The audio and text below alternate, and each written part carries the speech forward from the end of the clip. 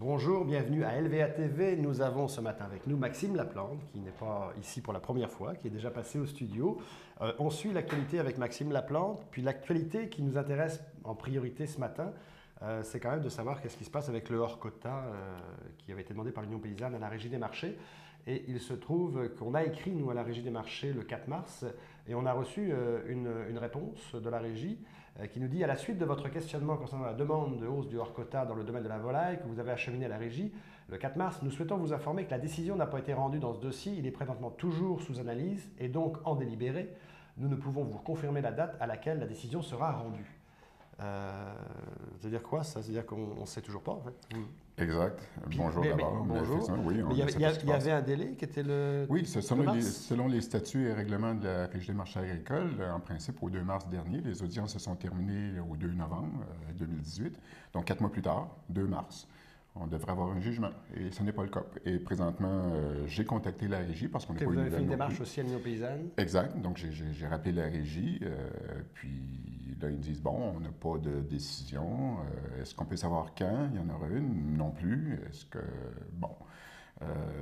Pendant ce temps-là, j'ai beaucoup de personnes qui disent, oui, mais là, c'est parce que si je veux prévoir une saison de production de poulet, dans le cas où on aurait le droit de faire... Ça a un impact sur le... Ça a un impact sur les fermes, évidemment. On est en train de décaler d'un an encore parce qu'il faut prévoir d'avoir les poussins ou les œufs fécondés. Donc, produire une poule qui pond, ça prend 5 mois ou à peu près, plus la couvaison. Donc, on en a pour 6 mois de délai juste au niveau technique.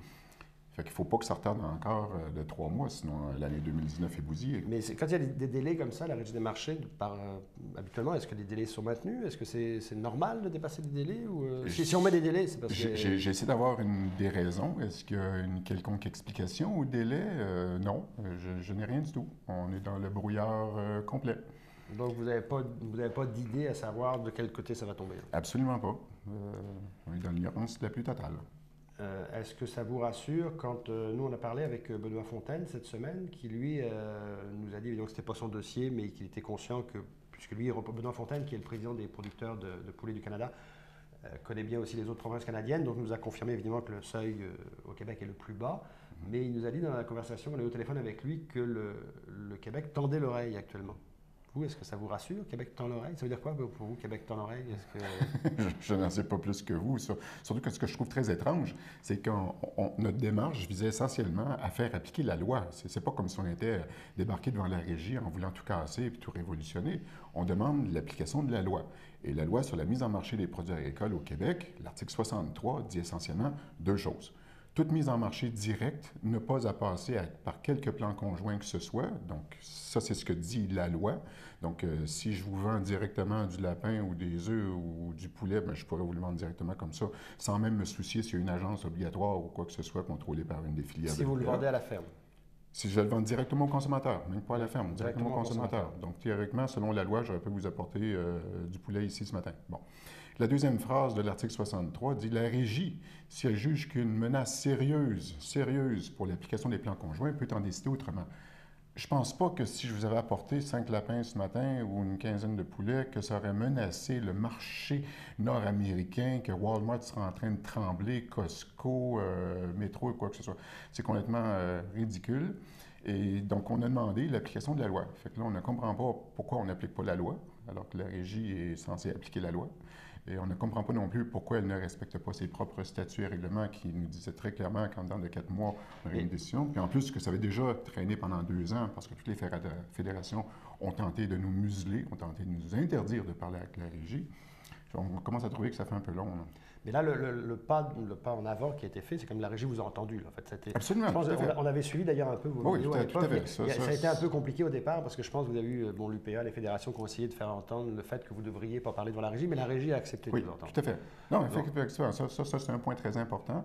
Que déjà, l'attitude de la Régie avait changé là, par rapport aux audiences auxquelles j'ai participé anciennement. Oui, effectivement, il y avait une ouverture. On sentait qu'il y avait une écoute. Bon. Fait que ça ne nous permet pas de présumer... D'où le temps l'oreille, peut-être. D'où peut-être le temps de l'oreille. Mais bon. Je n'en sais pas plus pour l'instant. On va savoir, donc j'imagine maintenant dans les prochaines semaines, je ne peux pas croire que si le délai était le 2 mars, qu'il va falloir attendre le 1er janvier 2020 pour avoir une réponse. Ça va sûrement se passer dans le courant du printemps. En tout cas, on va rappeler la régie dans les prochaines semaines pour notre part. On aimerait aussi que vous nous parliez un peu du bilan de votre congrès de l'Union paysanne cette année, parce que c'était quand même quelque chose d'assez particulier. Vous avez eu pour la première fois à vie un ministre de l'Agriculture qui est venu vous rencontrer. Il a dit des choses assez fortes, notamment comme le rapport Pronovo, c'est mon étoile du Nord, qui a circulé dans plusieurs médias d'ailleurs. Il a dit des choses aussi qu'on craint un certain dérapage concernant le thème des ayatollahs, l'environnement. Puis ça, c'est peut-être le thème qui est le plus ressorti dans les médias généralistes, et puis finalement, c'était peut-être pas le plus important de son discours. Je voulais savoir comment vous avez vécu cette présence du ministre, comment c'est arrivé. Puis, est-ce que c'était programmé de le faire tomber dans le piège des ayatollahs? Parce que je pense que l'UPR, a dit que Marcel Goulot a dit que c'est un piège, vous aviez tendu ça. Oui, concernant le piège, je pense qu'ils ont oublié de parler du complot extraterrestre aussi, mais bon, laissons ça dans les anecdotes.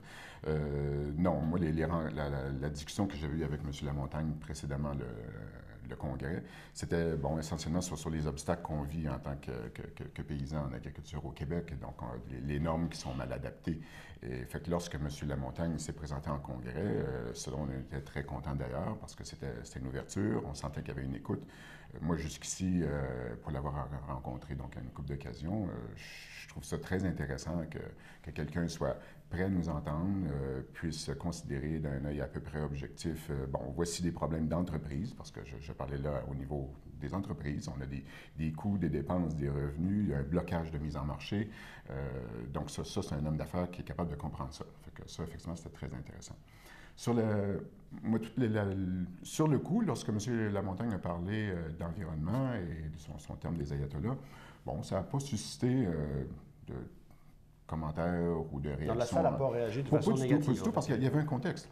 Il y avait un contexte. Et le contexte, c'était qu'on avait déjà dicté au préalable que les normes ne sont pas adaptées à la paysannerie. Essentiellement au Québec, et c'est pas juste du ministère de l'Environnement, le ministère de l'Agriculture est aussi concerné par la chose. Les normes actuellement sont bâties sur mesure pour un modèle agro-industriel qui ne correspond pas du tout à nos besoins. Je donnais un exemple, l'épandage de fumier. Bon, sous prétexte qu'il y a eu de l'épandage de lisier porcin tard à l'automne, après la récolte de maïs, nécessairement, c'est difficile d'épandre du lisier lorsque le maïs a 8 pieds ou 10 pieds de haut. Bien, évidemment, ça nous menait à novembre, etc., sur un sol gelé. Et là, dépendre de lisier, bien, c'est sûr que sur un sol gelé, enneigé, ça pouvait couler dans les nappes phréatiques, les cours d'eau. Bon. Et le ministère de l'Environnement a réagi en disant, OK, parfait, à partir de maintenant, tout épandage de fumier après le 1er octobre est prohibé. Mais du fumier au sens large. Oui, mais tous ceux qui faisaient du fumier composté, solide, et dont la période d'épandage le plus utile, c'est effectivement en octobre, en tout cas à la fin de la saison. Mais il n'y a pas de problème à épandre du compost. Mais vous n'avez plus le droit. Mais là, ils n'ont plus le droit. À moins d'avoir, évidemment, une autorisation spéciale avec l'agronome qui rédige le plan de fertilisation. Fait que le résultat, c'est que les entreprises qui sont sur lisier de porc peuvent, à la limite, avoir l'autorisation spéciale de la part de leur agronome qui vont quand même leur permettre de dépendre leur lisier après le 1er octobre. Mais tous les petits, comme moi, bien, on se retrouve coincés après le 1er octobre. Bon, ça, c'est une des mauvaises applications de la loi. Lorsque je regarde dans ce producteur bio de céréales, qui ne peut pas réutiliser ses propres semences s'il veut être encore admissible à l'ASRA, par exemple. Bon, on peut être contre ou pour l'utilisation de l'ASRA comme subvention agricole, comme soutien à la ferme, mais la question reste, comment ça se fait qu'on interdit l'accès à des programmes gouvernementaux si on réutilise nos propres semences, alors que dans le secteur du bio, bien, ça fait un peu partie de la chose normale. Bon. Comment ça se fait que les producteurs bio ont à payer une certification pour se protéger contre ceux qui utilisent des pesticides et qui n'ont pas à payer une certification de l'autre bord de la clôture? Bon.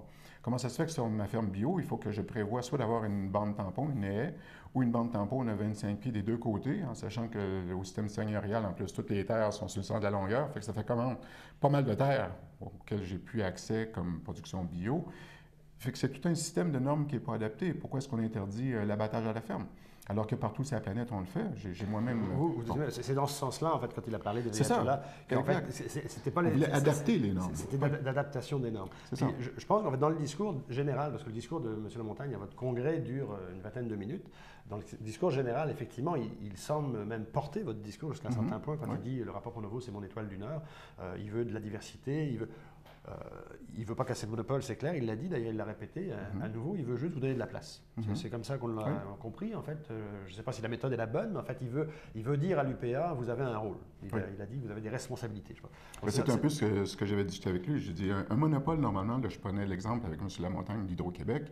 Hydro-Québec est tenu de fournir l'électricité partout dans le territoire. Bon. Évidemment, il y a des endroits où ce n'est pas très rentable pour Hydro-Québec. Je pense à chez moi, aller planter des poteaux dans le banc de neige alors que je consomme très peu d'électricité, sûrement pas payant. Mais ils sont obligés d'offrir le service.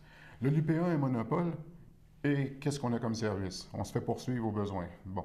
Fait qu'un monopole, normalement, devrait avoir des obligations. Et ça, c'est un homme d'affaires qui comprend ça. Ouais. Mais puis la solution pour que l'Union paysanne ait une reconnaissance, dans le cadre du monopole, il va falloir aller jusqu'à l'espèce de fusion, finalement. Il faudrait que l'Union paysanne ait sa filière dans l'UPA, ou ça pourrait aller jusque-là? Ou... Ouais, moi, j'y crois pas vraiment. Là. On l'a essayé, le travail de l'intérieur.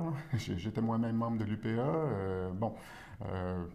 On a tout essayé à l'intérieur de... Oui, parce que dans la fondation de l'Union paysanne, quand Roméo Bouchard et vous avez créé l'Union paysanne, est-ce qu'il y a eu des tractations? Est-ce que ça a été tenté de dire, finalement, nous, on veut ça, on veut un secteur bio, on va prendre la responsabilité d'eux, mais sous le chapeau de l'UPA? Vous avez essayé ça? Vous êtes parti en guerre dès le départ? On n'est pas parti en guerre dès le départ, au contraire, c'est l'UPA qui a déclaré la guerre. Donc, le point de départ, même avant l'Union paysanne, il y a eu rencontre de sauver les campagnes, à la fin des années 90. Et moi, après 2 rencontres de sauver les campagnes, je dis, OK, la partie sauver les campagnes m'intéresse, mais la partie agricole en particulier me tente tout spécialement. Fait que j'ai pris le mandat avec une équipe à Sainte-Croix d'organiser une rencontre sur le sujet agricole. Le thème était repenser l'agriculture. Donc, un gros colloque. On avait 150-200 personnes, des intervenants du MAPAC, des aménagistes ruraux. Et il y avait un cahier de participation où il était question de 25 propositions. Ça touchait le financement, la relève, la place du bio, la mise en marché, la régie, la CPTEQ, l'occupation du territoire, etc. Et il y avait un volet sur le syndicalisme agricole. Est-ce que vous pensez qu'il est possible à l'intérieur de l'UPA de changer des choses, ou s'il n'y aurait pas nécessité de fonder autre chose comme l'Union paysanne? C'est déjà formulé comme ça dans le texte à l'époque. J'avais moi-même contacté les présidents de l'UPA. Donc, j'avais moi-même personnellement invité M. Laurent Pellerin à l'époque à venir participer sur une table ronde. Non, non, non, refus systématique toute la période préliminaire au colloque. À la veille du colloque, l'UPA s'est rendu compte que de toute façon, on allait faire l'événement sans eux. Tant pis pour eux s'ils ne veulent pas venir, mais on les a invités. Et ils ont décidé à la dernière minute d'inscrire tous leurs présidents de fédération, etc. Donc, c'est vraiment une délégation massive qui a débarqué. Ils ont refusé de lire le cahier du participant, se sont répartis dans les ateliers et le mot d'ordre, c'était clair, l'agriculture, c'est à nous, vous n'avez rien à faire là-dedans, on contrôle ça et fichez-nous la paix. Ça partait mal pour un colloque. Oui, c'est un des passages du livre de Roméo Bouchard, l'UPA, le monopole qui a fait son temps. C'est un des passages qu'il raconte d'ailleurs. C'est ça. Moi, j'ai toujours invité. J'ai organisé un colloque sur la mise en marché, la gestion de l'offre et les plans conjoints. J'ai personnellement invité le président de l'UPA, j'ai invité les présidents de fédération, il y en a quelques-uns qui sont venus d'ailleurs, et on a discuté, plans conjoints, quotas, etc. Bon, fait qu'on a toujours ouvert la porte et fait l'invitation. Eux ne nous invitent pas, mais moi, je les ai toujours invités. Alors, pour ce qui est aussi des sujets de l'actualité, parce qu'on ne va pas trop s'attarder sur le congrès de l'Union paysanne, on voudrait aussi vous parler de Louis Robert, de la situation au Sérum, de la crise autour de Christian Verbeek. Comment vous avez, vous, vécu cette histoire-là? Quelle est la fin de cette histoire, selon vous? Parce que Louis Robert, il a perdu son poste pour l'instant. Là, il fait des griefs contre le MAPAC, contre le ministre Lamontagne, contre le Premier ministre. Monsieur Verbeek, on a cru pendant un temps qu'il démissionnait, mais là on a compris que finalement il va peut-être se faire réélire à PGQ, tout en démontrant que PGQ est indépendant. Puis vous nous dites d'un autre côté que le Sérum, c'est pas excusez-moi, c'est pas indépendant parce que vous avez écrit en disant qu'il y avait des gens de l'UPA qui étaient un peu partout, notamment même à l'IRDA. On a ressorti un dossier, donc par la suite on a fouillé un peu partout. Oui, il y a des gens de l'UPA partout, mais est-ce que ça leur donne un contrôle sur ces organisations-là? Disons que c'est parfois une apparence de conflit d'intérêt à tout le moins. Et je pense que le Sérum est un peu la pointe de l'iceberg dans cette histoire-là, parce que là, on a monté en épingle le dossier de Louis Robert, mais reste que lorsque le Sérum, qui est un organisme financé à 67-68% par des fonds publics, et que les résultats de recherche sont occultés sous pression de l'administration, parce qu'il ne faut pas oublier que l'an dernier, Sur les 35 employés du Sérum, il y en a 15 qui ont claqué la porte en disant il y a ingérence de l'administration. Nous avons fait des recherches dans une direction qui démontrait qu'on aurait pu réduire l'utilisation des pesticides, parce que c'était ça le but du Sérum, et l'administration est allée prétendre des choses différemment. Donc, les gens ont claqué la porte pour ça. Et c'est ce que Robert a voulu dénoncer également. Donc là, l'attention est portée sur le lanceur d'alerte, son congédiement, etc. Mais il ne faut pas oublier qu'il y a eu ingérence du conseil d'administration sur les résultats du Sérum. Et que se passe-t-il avec cette situation-là? C'est d'où la question que vous êtes posée par la suite. Quand vous nous avez écrit pour nous dire Charles-Félix Roth, DG de l'UPA, est à l'IREC. Après, à l'IRDA, il y a aussi des gens de l'UPA. Puis qu'en fouillant, ils sont un peu partout, effectivement. Vous, votre crainte, c'est qu'ils aient ce rôle d'influence dans chacune des organisations où ils se trouvent. Absolument. Si c'était essentiellement leur argent des fonds privés, à ce moment-là, aucun problème. C'est une entreprise qui veut faire de la publicité, ça leur appartient. À partir du moment où un organisme bénéficie de financement public, un instant, il y a des règles de gouvernance qui doivent s'appliquer. C'est pas nouveau. Le dossier de la financière agricole, qui pendant longtemps, le président de l'UPA siégeait comme président de la financière agricole. Oui, ça, c'était à l'époque de M. Pellerin, ça. Exact. Bon, et c'est à la demande de l'Union paysanne que finalement ça a été modifié, mais c'est pas normal. La traçabilité, les gens s'imaginent que les étiquettes dans les oreilles des vaches, que c'est l'État qui s'occupe de ça. Non, un instant, l'État a payé, mais c'est une des organisations de l'UPA, ils sont dans le même bâtiment qui gère tout ça. C'est une ingérence, une dans le financement de l'agriculture, c'est de toute façon, au Québec, puisqu'il n'y a que l'UPA qui est représenté. Je prends par exemple l'exemple de Cultivons l'avenir ou Cultivons l'avenir 2, qui est beaucoup d'argent du fédéral, je sais pas, 120 millions à peu près peut-être, qui vient du fédéral. Les associations, les organisations qui gèrent Cultivons l'avenir 2, je ne pense pas que ce soit l'Union paysanne. Là. Vous n'avez pas accès en fait à... Absolument. Donc en fait, c'est toujours de toute façon l'UPA qui va récupérer l'argent, qu'elle soit provinciale ou fédérale. Oui. Mais que l'UPA participe au conseil d'administration de différents organismes, c'est pas tellement là, mais il va falloir instaurer un système plus éthique ou déontologique d'autres principes de gouvernance. Ils ne peuvent pas... Est-ce que ce serait trop poussé que de penser que même si le monopole de l'UPA reste, puisque c'est la volonté du gouvernement actuel, que puisque le ministre de la Montagne veut donner de la place à différentes organisations, qui puissent orienter ou exiger que des organisations comme celle-ci, comme le Sérum, l'IRDA, l'IREC, ou l'IREC c'est plus indépendant que l'agriculture, mais l'IRDA, le Sérum, le CDPQ ou autres, et des représentants qui viennent de la société civile, qui pourraient être l'Union paysanne, qui pourraient être le CEA, qui pourraient être les consommateurs. Exact, et voilà, absolument. Présentement, juste dans le cas du Sérum, les représentants de l'État n'ont même pas droit de vote au conseil d'administration. C'est une aberration. On a eu anciennement le CEDAC au niveau fédéral, le Conseil pour le développement de l'agriculture du Québec, qui était financé essentiellement par du public et dont le conseil d'administration n'était que constitué des gens de l'UPA. C'est pas normal. Et les seuls délégués de l'État n'avaient aucun droit de vote. Donc, c'est une sorte de conflit d'intérêt structurel et qui se reflète dans toutes les filières. Les plans conjoints, c'est pareil. Il n'y a rien de démocratique dans un plan conjoint. Il y a un petit club qui se réunit, qui prend le contrôle du marché. Pas normal qu'il y ait juste 103 ou 104 éleveurs de producteurs d'œufs au Québec, qui ait le statut de producteur d'œufs, puis qui contrôle toute la production d'œufs au Québec. Pensez-vous qu'on est à un tournant actuellement parce qu'en fait, c'est des choses que les gens ne voient pas forcément, puisqu'en fait, comme il n'y a pas plusieurs acteurs dans le monde agricole pour parler de l'agriculture, obligatoirement, il n'y a pas beaucoup de débats, il n'y a pas beaucoup d'échanges.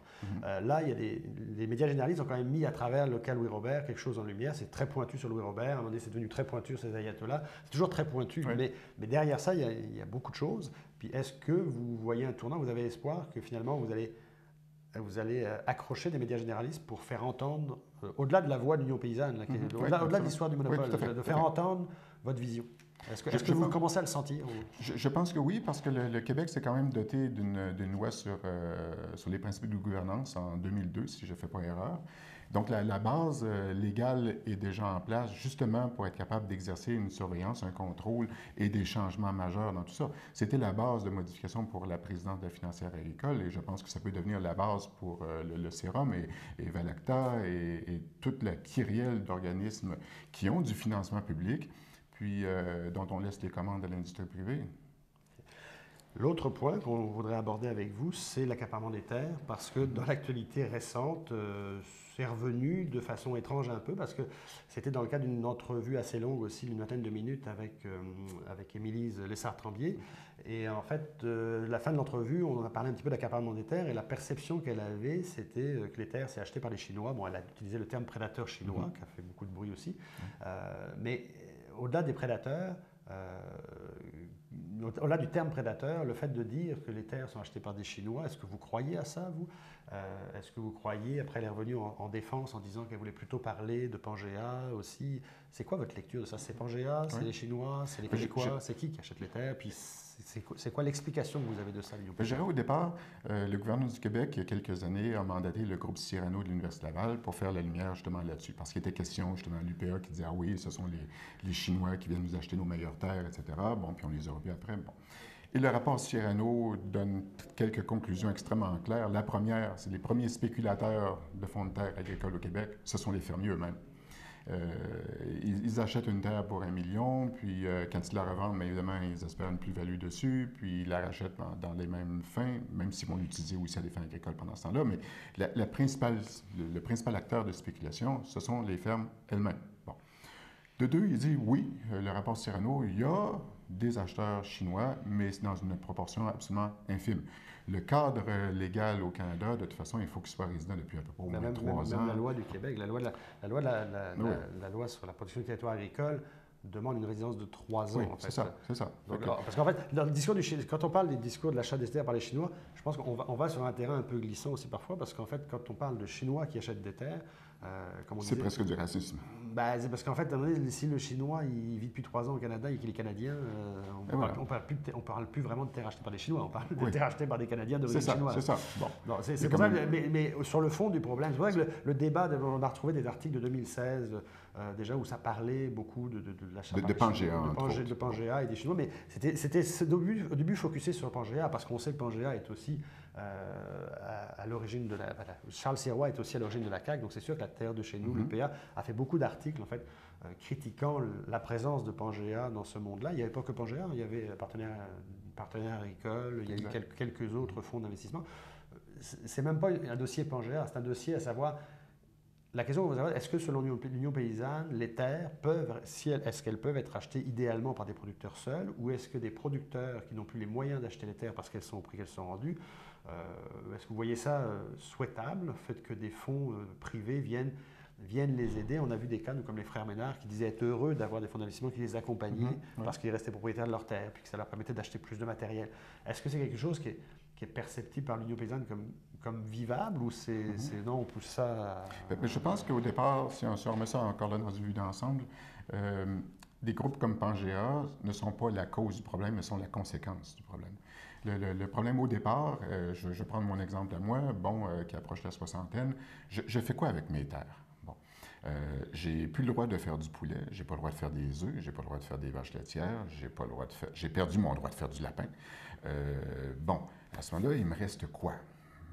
Et on m'interdit de faire table champêtre à la ferme, donc je suis extrêmement limité dans mes possibilités d'entreprise à la ferme.